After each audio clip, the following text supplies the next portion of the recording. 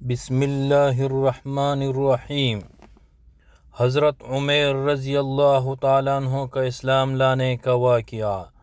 حضرت عمیر رضی اللہ تعالیٰ عنہ نعوذ باللہ رسول اللہ صلی اللہ علیہ وسلم کو قتل کرنے کے ارادے پر آیا تھا، کیونکہ ان کا بیٹا جنگ بدر میں قیدی بن گیا تھا اور بدر میں صفوان کے والد امیہ بھی مارا گیا تھا، تو ان کے دل میں بھی مسلمانوں کے لیے غیظ و غضب موجود تھا۔ ایک دن باہر مقام ہجر میں صفوان اور عمیر کا ملاقات ہو جاتا ہے اور ایک دوسرے کو اپنے دل کی غم دکھ درد بیان کرنے لگتا ہے، جو کہ عضو بدر کی وجہ سے بنا تھا۔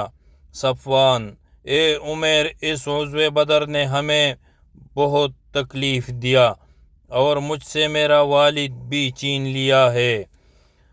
عمیر: خدا کی قسم، اگر میرے اوپر قرض کا بوجھ نہ ہوتا اور اہل و عیال کی فکر نہ ہوتی جن کی میری عدم موجودگی میں ضائع ہو جانے کا خطرہ ہے، تو میں ضرور مدینہ منورہ جا کر محمد صلی اللہ علیہ وسلم کو قتل کر دیتا۔ نعوذ باللہ۔ مدینہ جانے میں میرے لیے یہ بہانہ بھی ہے کہ میرا بیٹا ان لوگوں کی قید میں ہے، اور میں کہہ سکتا ہوں کہ اس سے ملنے آیا ہوں۔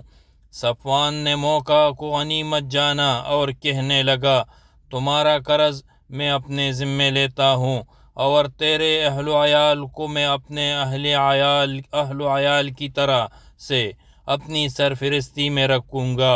عمیر نے اس سے کہا، بس اس معاملے کو کسی پر ظاہر نہ کرنا۔ اس نے کہا، میں کسی کو نہیں بتاؤں گا۔ اس کے بعد عمیر نے اپنی تلوار خوب تیز کی اور اسے زہر میں بجھا دیا، پھر وہ مدینہ کی طرف چل پڑا۔ مدینہ پہنچ کر اس نے حضرت عمر بن خطاب رضی اللہ تعالی عنہ کو مسلمانوں کی ایک جماعت میں بیٹھے ہوئے دیکھا۔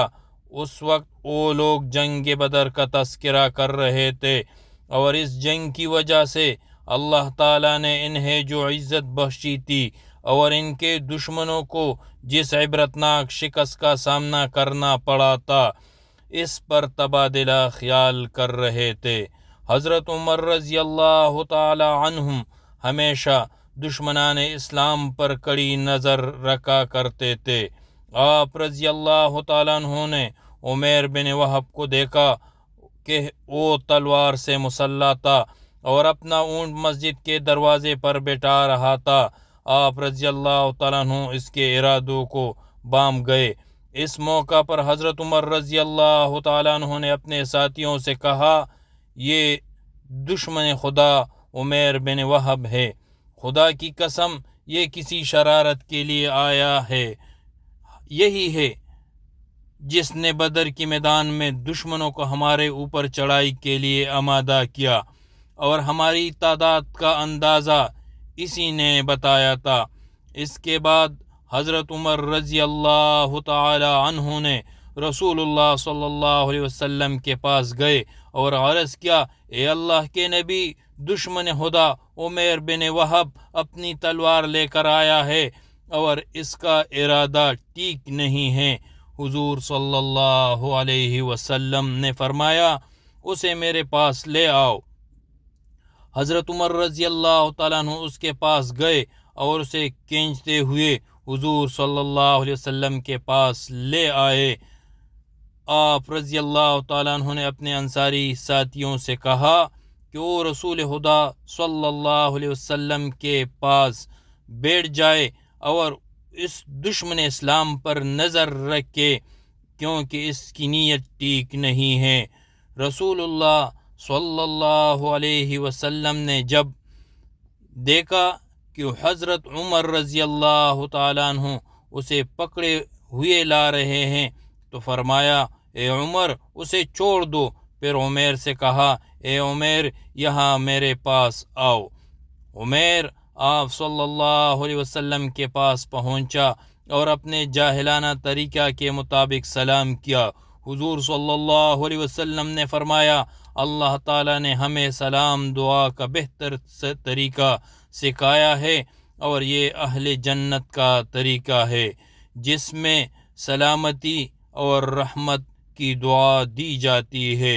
عمیر نے کہا، بخدا آپ جانتے ہیں کہ یہ طریقہ زیادہ پرانا نہیں ہے، اس لیے مجھے معاف کیجیے، میں اس سے بے خبر ہوں۔ حضور صلی اللہ علیہ وسلم نے پوچھا، اے عمیر، کس ارادے سے آئے ہو؟ اس نے جواب دیا، میرا بیٹا آپ کے پاس قیدی ہے، میں اس کے لیے آیا ہوں، میرے ساتھ نیکی کرے اور آپ اسے چھوڑ دے۔ آپ صلی اللہ علیہ وسلم نے فرمایا، یہ تیرے گلے میں جو تلوار لٹک رہی ہے، اس کا کیا معاملہ ہے؟ اس نے جواب دیا، اللہ تعالیٰ نے ہماری تلواروں کو غارت کر دیا، کیا ان تلواروں نے ہماری کوئی مدد کی بدر میں؟ ان حضرت صلی اللہ علیہ وسلم نے فرمایا، مجھے سچ سچ بتاؤ کہ تم کس کام کے لیے آئے ہو؟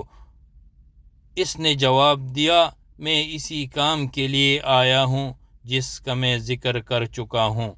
تو رسول اللہ صلی اللہ علیہ وسلم نے فرمایا، تم نے جھوٹ بولا، تم صفوان بن امیہ کے ساتھ مل کر بیت اللہ میں حجر اسود کے قریب بیٹھے تھے، پھر تم نے قریش کے مقتولین کا آپس میں ذکر کیا تو تم نے صفوان سے کہا، اگر میرے اوپر قرض کا بوجھ اور اہل و عیال کی ذمہ داری نہ ہوتی تو میں مدینہ جا کر محمد صلی اللہ علیہ وسلم کا کام تمام کر دیتا۔ تمہاری بات سن کر صفوان نے تمہاری قرض بھی اپنے ذمے لے لیا اور تمہارے اہل و عیال کی دیکھ بھال کا وعدہ بھی کیا۔ تم مجھے قتل کرنے کے لیے آئے ہو، مگر میرے اور تمہارے ارادے کے درمیان اللہ رب العزت حائل ہے۔ نبی اکرم صلی اللہ علیہ وسلم دشمن کے ارادوں سے واقف تھے۔ ارادے قتل سے آنے والے دشمن کو آپ صلی اللہ علیہ وسلم قتل کرنے کا حکم بھی صادر کر سکتے تھے، مگر آپ صلی اللہ علیہ وسلم رحمت العالمین تھے۔ آپ صلی اللہ علیہ وسلم کے حلم اور بردباری کو دیکھتے ہوئے عمیر نے کہا، میں گواہی دیتا ہوں کہ آپ صلی اللہ علیہ وسلم اللہ کے رسول ہے۔ پھر کہا، آپ صلی اللہ علیہ وسلم مجھے خبر دے رہے ہیں، اس کا علم میرے اور صفوان کے سوا کسی کو نہ تھا۔ خدا کی قسم میں اچھی طرح جان گیا ہوں کہ اس کی خبر سوائے اللہ کے آپ صلی اللہ علیہ وسلم کو کسی نے نہیں دی۔ بس حمد و ثنا اس اللہ کی جس نے مجھے اسلام کی طرف ہدایت دی اور مجھے چل کر یہاں تک پہنچایا، اور حقیقت حال میرے اوپر واضح ہو گئی۔ اس کے بعد عمیر نے کلمہ شہادت پڑھ لیا۔ نبی اکرم صلی اللہ علیہ وسلم اس کے قبول اسلام پر خوش ہوئے، اور آپ صلی اللہ علیہ وسلم نے صحابہ رضی اللہ تعالیٰ عنہ سے فرمایا، اپنے بھائی کو دین سمجھاؤ اور اسے قرآن مجید پڑھاؤ، نیز اس قیدی کو آزاد کرا دو۔ صحابہ رضی اللہ تعالیٰ عنہ نے حضور صلی اللہ علیہ وسلم کے حکم کی تعمیل کی۔ اس کے بعد حضرت عمیر رضی اللہ تعالیٰ عنہ نے ان حضرت صلی اللہ علیہ وسلم سے عرض کیا، یا رسول اللہ صلی اللہ علیہ وسلم، میں حالت کفر میں اللہ کے بندوں کو شدید تکلیف پہنچایا کرتا تھا اور اللہ کے دین کی روشنی کو بجانے میں کوشاں تھا۔ ان صلی اللہ علیہ وسلم مجھے اجازت دے کہ میں مکہ جاؤں اور اہل مکہ کو اللہ اور اس کے رسول صلی اللہ علیہ وسلم اور دین حق کی طرف دعوت دوں، شاید اللہ انہیں ہدایت دے دے۔ اگر انہوں نے اسلام قبول نہ کیا تو جس طرح میں اہل حق کو تکلیف پہنچایا کرتا تھا، اسی طرح دشمنان حق کو بھی ایذا پہنچاؤں گا۔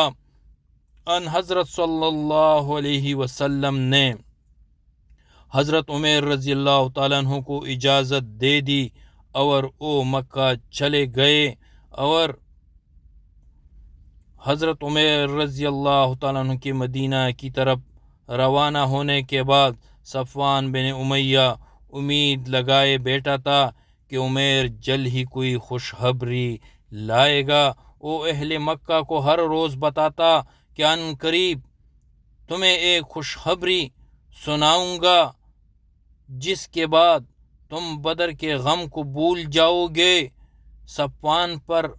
صفوان ہر قافلے سے حضرت عمر رضی اللہ تعالیٰ عنہ کے بارے میں پوچھتا رہتا تھا۔ ایک دن سوار آیا اور اس نے صفوان کو بتایا کہ عمر مسلمان ہو گیا ہے۔ صفوان کو بڑا افسوس ہوا اور اس